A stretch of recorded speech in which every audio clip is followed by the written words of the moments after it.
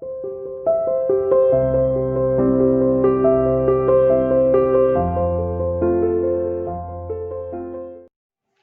students, how are you? Welcome to the online classes by CR International School. Myself Sumit टक्कर। आज हम पढ़ने वाले बेटा इलेक्ट्रोमैग्नेटिक इंडक्शन। इलेक्ट्रोमैग्नेटिक इंडक्शन क्या होता है वो हम नेक्स्ट आगे पढ़ेंगे। होने से इलेक्ट्रोमैग्नेटिक इंडक्शन होता क्या है, इलेक्ट्रोमैग्नेटिक इंडक्शन को समझने के लिए सबसे पहले हमारे पास एक टर्म आती है, उस टर्म का नाम है मैग्नेटिक फ्लक्स। तो पहले हम उस मैग्नेटिक फ्लक्स टर्म को समझेंगे। जैसे आपने इलेक्ट्रोस्टैटिक में इलेक्ट्रिक फ्लक्स पढ़ा था, वैसे ही आपके पास मैग्नेटिक फील्ड के अंदर मैग्नेटिक फ्लक्स होता है। तो हम इलेक्ट्रिक फ्लक्स के साथ साथ मैग्नेटिक फ्लक्स पढ़ेंगे। मैग्नेटिक फ्लक्स की यूनिट क्या है उनको डिस्कस करेंगे, मैग्नेटिक फ्लक्स की स्पेशल कीज वो डिस्कस करेंगे। ठीक है, उसके बाद हम फैराडेज या फिर यूं बोलते हैं तो उसके बाद हम इलेक्ट्रोमैग्नेटिक इंडक्शन इसी वीडियो के अंदर आगे आपको मिलेगा। ठीक है, तो चले आगे बेटा। देखो सबसे पहले हम बात करते हैं क्या, मैग्नेटिक फ्लक्स।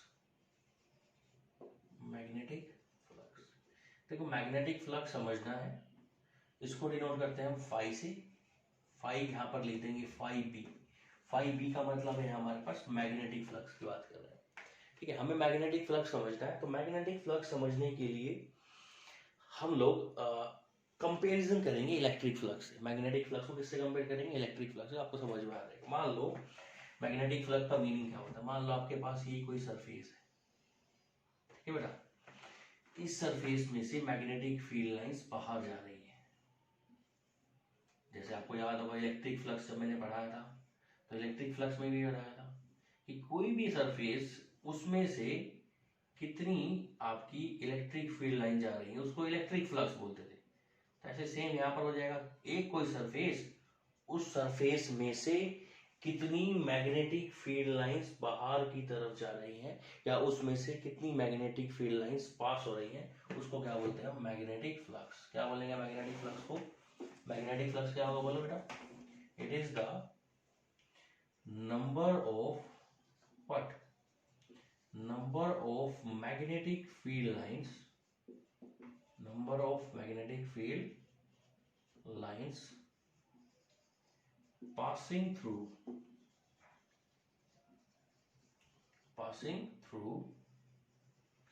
any surface,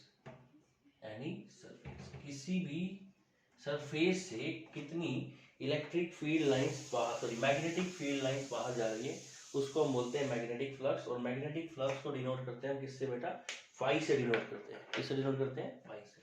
ठीक है, ये तो हो गया इसका physical significance of the magnetic flux. ठीक है, अब हम इसकी बात करते हैं मैग्नेटिक फ्लक्स की जो वेक्टर फॉर्म है, या बोल सकते हैं मैग्नेटिक फ्लक्स का जो मैथमेटिकल फॉर्मूला है उसके बारे में बात करते हैं। ठीक है, होप सो सबको एरिया वेक्टर याद होगा।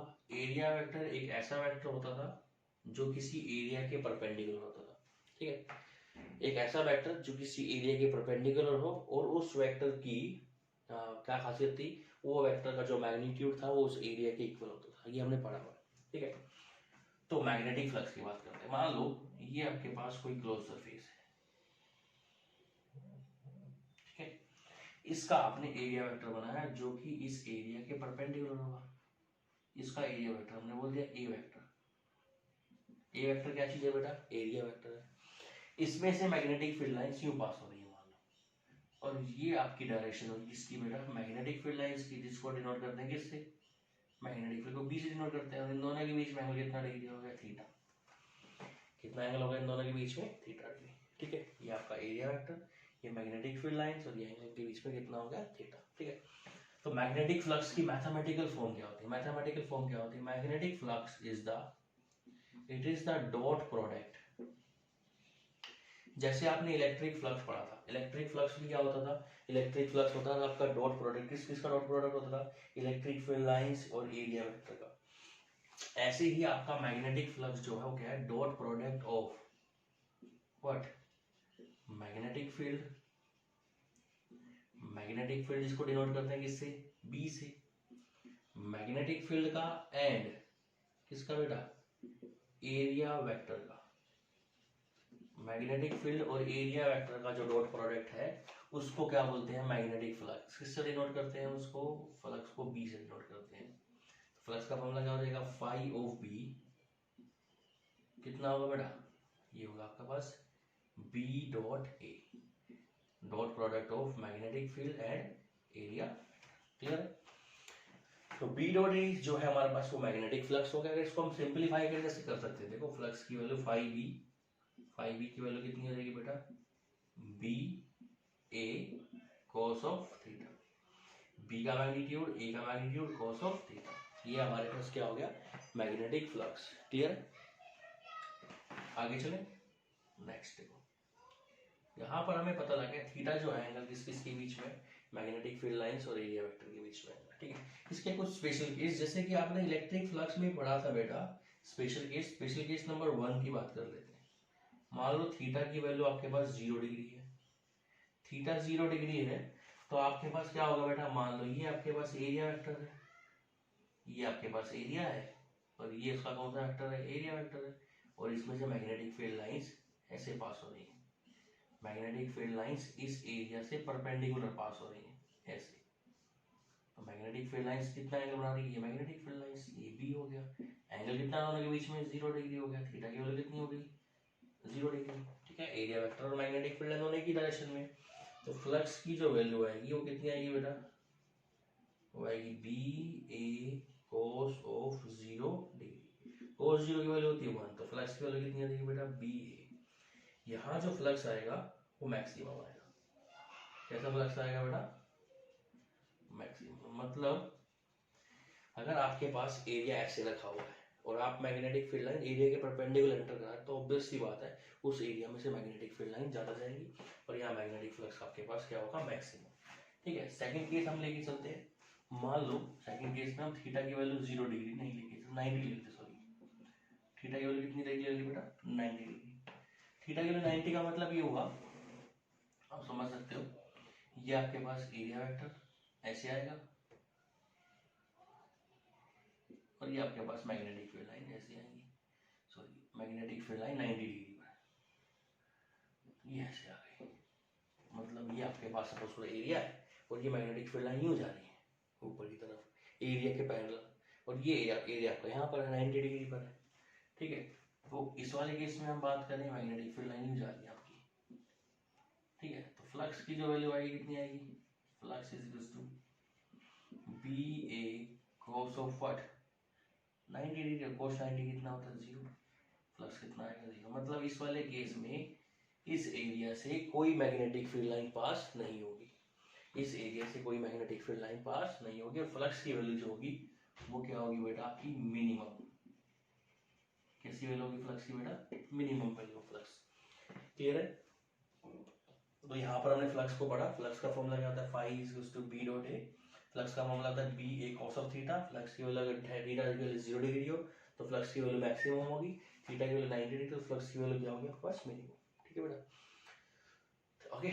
उसके बाद थर्ड केस में देखो पढ़ सकते हैं हम, थीटा की वैल्यू 180 कर दो, थीटा की वैल्यू 180 मतलब ये आपके पास एरिया वेक्टर है, ये आपके पास एरिया वेक्टर इधर हो गया, मैग्नेटिक फील्ड लाइन इधर हो जाएगी, जा सरफेस पे ही रही है परपेंडिकुलर पर अंदर की तरफ आ रही है, तो फ्लक्स का फॉर्मूला क्या रहेगा, फ्लक्स हो जाएगा हमारे पास कितना, B A cos of what 180 degree, cos 180 की वैल्यू -1, तो कितना जाएगा माइनस का बी ए, यहाँ फ्लक्स आपका नेगेटिव आएगा। ये सब आप चीजें आपने इलेक्ट्रिक फ्लक्स में पढ़ी हुई है, यहाँ फ्लक्स आपका पॉजिटिव आएगा, यहाँ फ्लक्स आपका पॉजिटिव आएगा, यहाँ फ्लक्स आपका 0 आएगा, नेगेटिव पॉजिटिव और 0, तीनों फ्लक्स के बारे में पढ़ चुके हैं।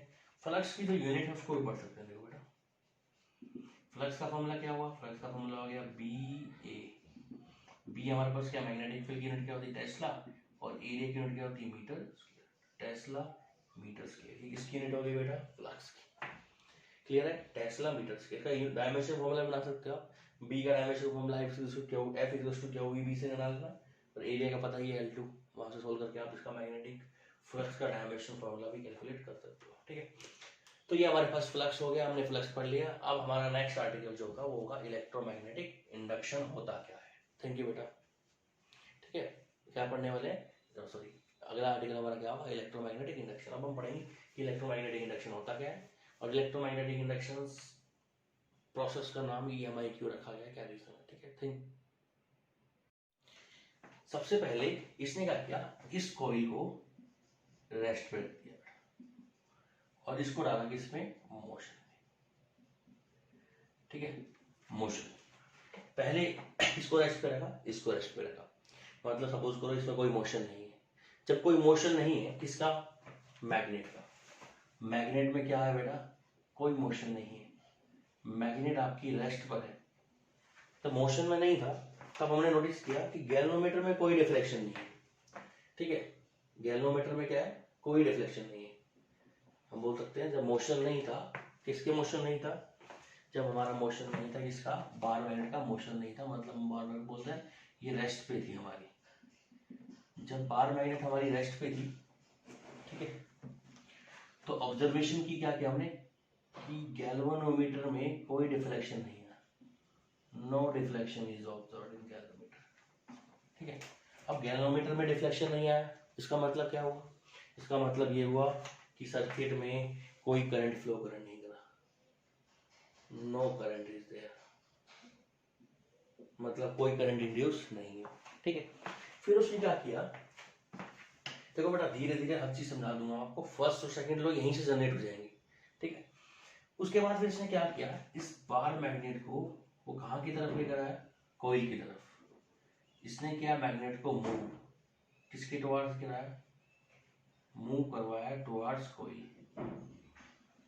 जब बार मैग्नेट को कोइल के टुवार्ड्स मूव करवाया इसने, है ना, तो हमने ऑब्जर्वेशन क्या, फर्स्ट ऑब्जर्वेशन में तो रेस्ट पे था, सेकंड ऑब्जर्वेशन में उसने बार मैग्नेट को किसके कॉइल किसके टुवार्ड्स मूव कराया, कोइल के टुवार्ड्स।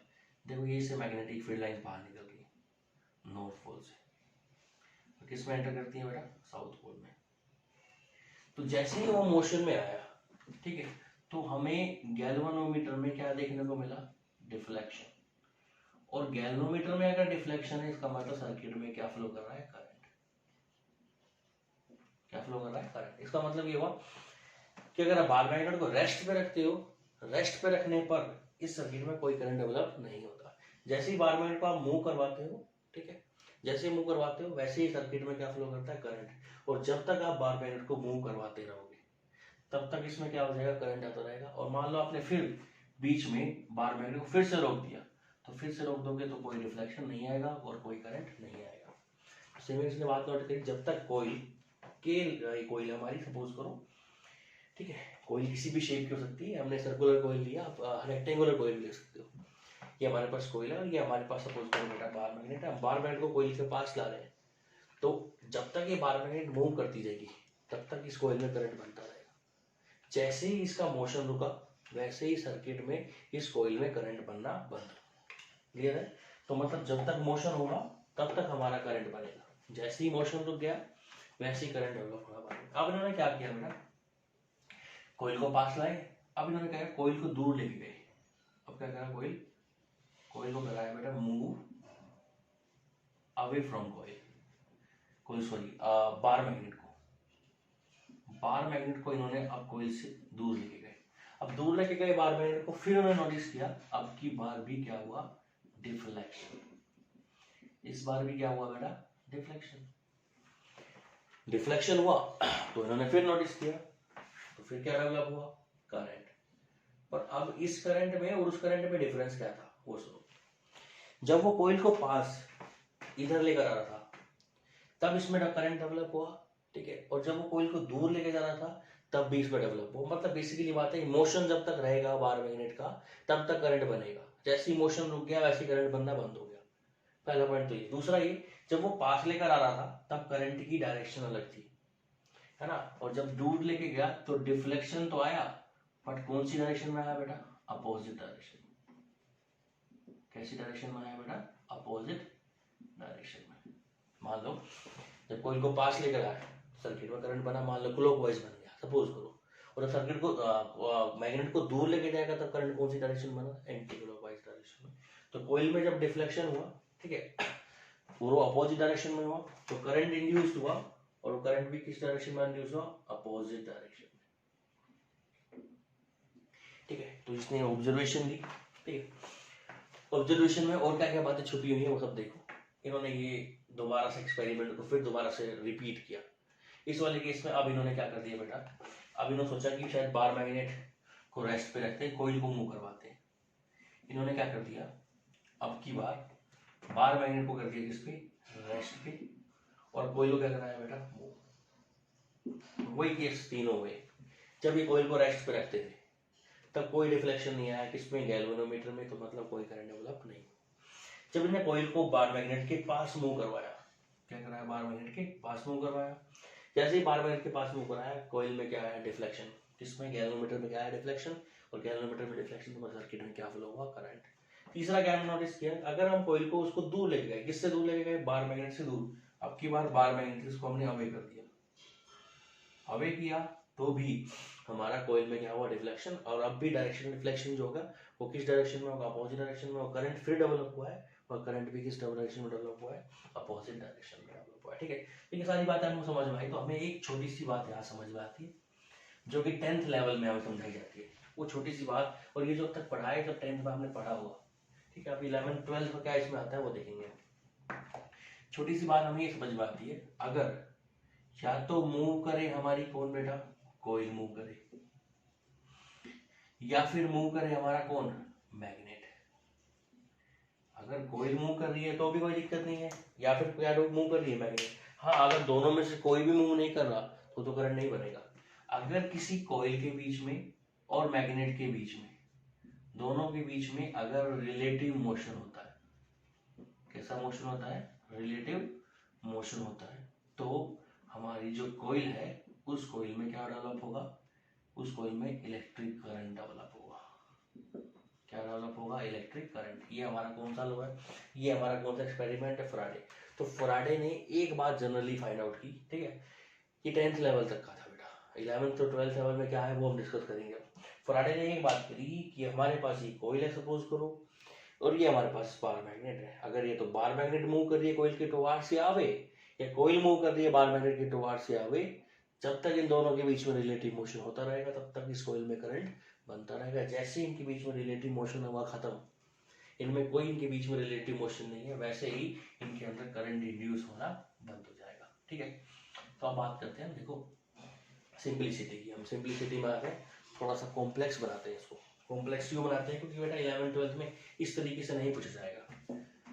मान लो आपके पास ये कोयल है, ठीक है, इसको, ये फर्स्ट एक्सपेरिमेंट अभी पढ़ा है, ये कोयल की, और ये आपके पास बार मैग्नेट है,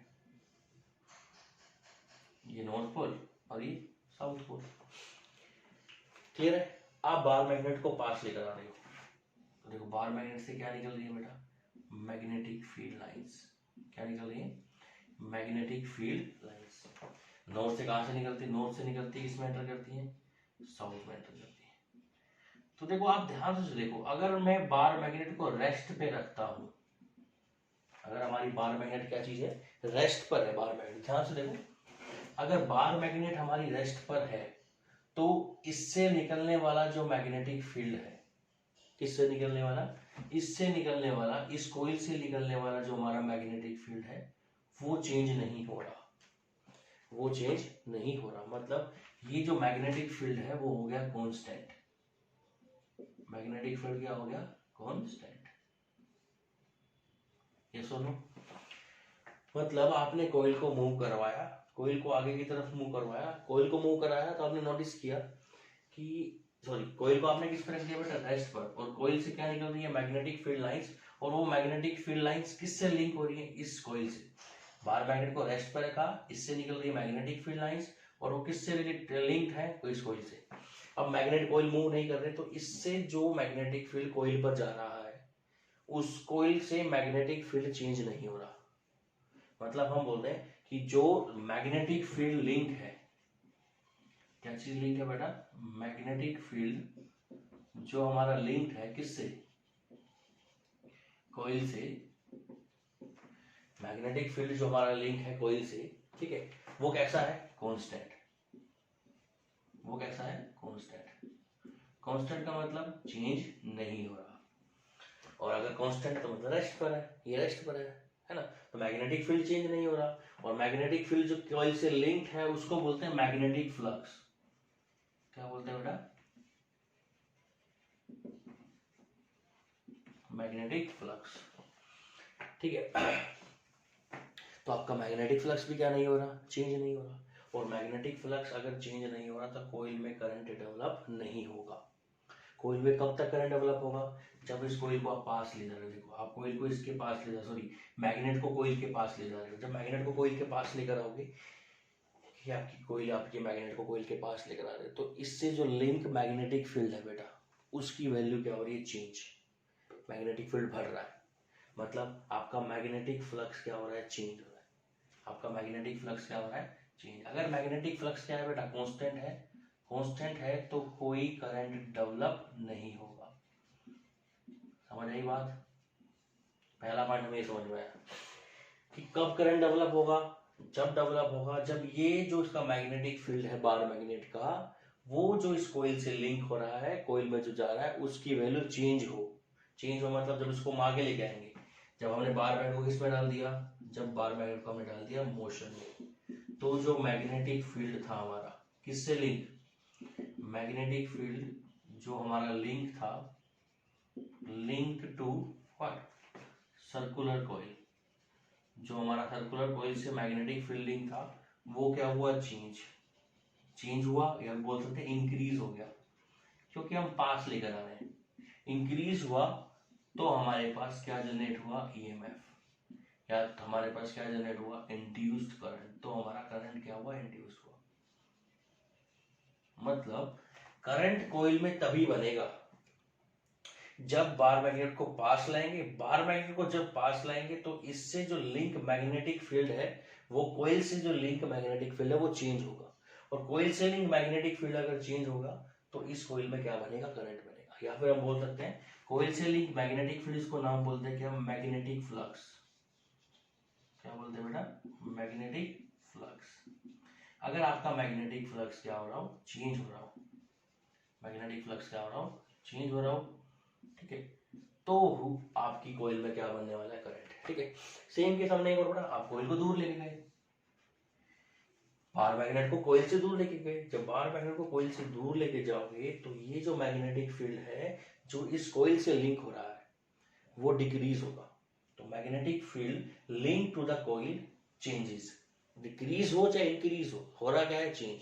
जब डिक्रीज होगा तब भी क्या जनरेट होगा बेटा, इंड्यूस्ड ईएमएफ। तो यहाँ एक छोटी सी बात, इस पूरे रिजल्ट से या पूरे एक्सपेरिमेंट से या ओवरऑल हमने जो एक्सपेरिमेंट किया, इससे हमें एक बात समझ में आती है कि अगर किसी कोयल से लिंक, ठीक है, क्या बात समझ में आती है, तो सिंपल भाषा में बोल देते हैं समझाने के लिए आपको, ठीक है। और इसी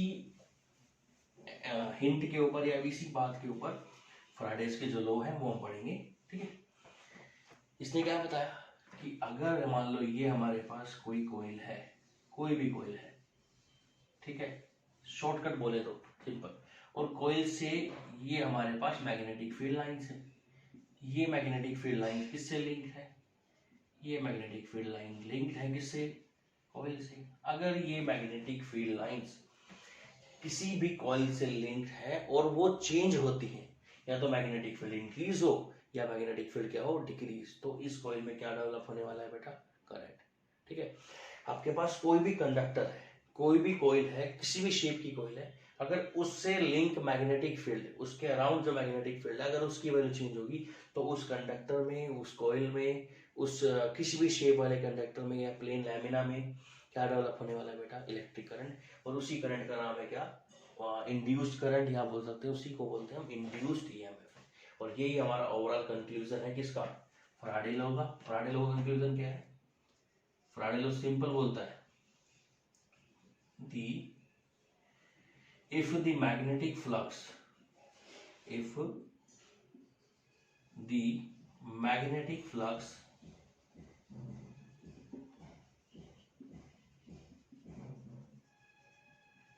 linked with the coil, if the magnetic flux linked with the coil, अगर मैग्नेटिक फ्लक्स जिस कोयल से लिंक है चेंजेस, क्या होता है, चेंज होता है बेटा, then electric current is induced in the coil. तब आपकी कॉइल में क्या इंड्यूस होगा बेटा, इलेक्ट्रिक करंट इंड्यूस होगा। अगर मैग्नेटिक फ्लक्स चेंज नहीं होता है तो कॉइल में कोई भी करंट इंड्यूस नहीं होगा। ठीक है बेटा, तो आज के लिए इतना ही काफी है। नेक्स्ट वीडियो के अंदर हम लोग फैराडेज के दोनों लॉज पढ़ेंगे। फैराडे के दोनों लॉज कौन से होते हैं, उन दोनों लॉज को डिस्कस करेंगे। थैंक यू बेटा।